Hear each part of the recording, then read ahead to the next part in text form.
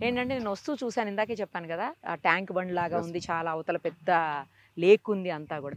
ఇప్పుడు మనకిక్కడ హైడ్రా లేనప్పటికీ కూడా ఒక చిన్న అందరిలో చిన్న అనుమానం అయితే ఉంటది. పక్కనే వాటర్ ఉంది కాబట్టి ఇదేమన్నా బఫర్ జోన్‌లోకొస్తదా? ఎఫ్‌టీ‌ల్లోకొస్తదా? అట్లాంటియేమన్నా ఉన్నాయా? ఏం క్లియర్‌గా అంత క్లియర్‌గా ఉందా? వెరీ అదొక్కటి క్లియర్ చెప్పేసేయండి. మేడం. ఇది మనకు హైడ్రా అనేది మాకు జూన్ నుంచి వచ్చినటువంటి యాహ్! సినారియోస్ అన్నమాట. కరెక్ట్. బట్ ఇది మేము జనవరికే మేము ఎల్‌పి తీసుకోనున్నాం. హ్మ్. అంటే హైడ్రా కంటే ముందే మేము irrigation approval as per Hydraa norms ప్రకారంగా ప్రాజెక్ట్ మొత్తం మేము డెవలప్‌మెంట్ చేయడం జరిగింది. Number 1 point. నంబర్ 2 పాయింట్, ఇప్పుడు హైడ్రా వాళ్ళని రియల్‌గా స్వాగతించాలండి. హైడ్రా వాళ్ళు ఏమంటున్నారు? అయ్యా మీరు ఎఫ్‌టిఎల్‌లోకెళ్ళి కట్టుకోవద్దు అంటున్నారు. కరెక్ట్. ఎందుకంటే ఎఫ్‌టిఎల్‌లోకెళ్ళి కట్టుకున్నప్పుడు వాటర్ స్టోరేజ్ యాహ్! అయినా యాహ్! గానీ, స్టోరేజ్ కావాలన్నా గానీ ఇబ్బందులుంటాయి. కరెక్ట్. బఫర్ జోన్‌లో కట్టుకోవద్దన్నారు. ఇప్పుడు నా ప్రాజెక్ట్‌కి వచ్చేతలకి నేను ఎఫ్‌టిఎల్‌లో లేనండి. ఎఫ్‌టిఎల్ అనేది బ్యాక్ సైడ్ వస్తది. ఓహ్! బఫర్ జోన్ వస్తది. 9 మీటర్ బఫర్ జోన్ వస్తది. హ్మ్. సో మనం బఫర్ జోన్‌లోనే లేము. ఇప్పుడు మా ప్రాజెక్ట్‌కి వచ్చేతలకి ఆల్రెడీ మా ప్రాజెక్ట్ ముందు 60 అడుగుల రోడ్డు పోతుంది. సో 9 మీటర్ అంటే 30 అడుగులు ఏదైతే బఫర్ ఉంటుందో దాని బదులు నేను 60 అడుగులు ఆల్రెడీ వదిలేస్తున్నాను ల్యాండ్.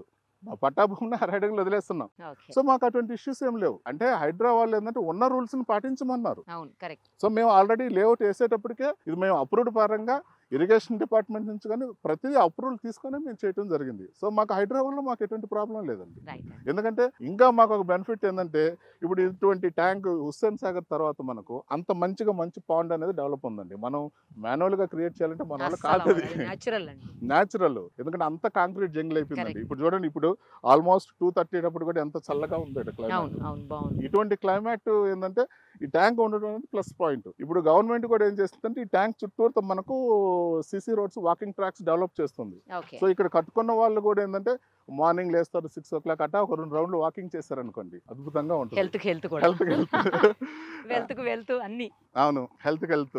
రెండోది ఏంటంటే మంచి అట్మాస్ఫియర్. ఈ G+1 2 వేసుకొని కూర్చుంటే అసలు వ్యూ అనేది చాలా బ్యూటిఫుల్ గా ఉంటుందండి ఇక్కడ. సో ఆ న్యాచురల్ రిసోర్స్ మనం ఇంకా ఉపయోగించుకోవటం అనేది చాలా మంచిది. సో నేను అదొకటి మెయిన్ గా ఆలోచించాను. యాక్చువల్లీ మనకు లేక్ వ్యూ కానీ ఏదైనా ట్యాంక్ బండ్ వ్యూ అంటే ఇట్స్ ప్రీమియం కాన్సెప్ట్ అండి. సో మనకు హైడ్రా వచ్చిన తర్వాత జనాలు కొంచెం అర్థం కాక ఇబ్బంది పడ్డారు, కానీ ఇప్పుడు యాజ్ పర్ నామ్స్ ప్రకారంగా అప్రూవల్ ప్రకారంగా వెళ్ళినప్పుడు వెరీ క్లియర్ గా ఉంటుంది మనకు.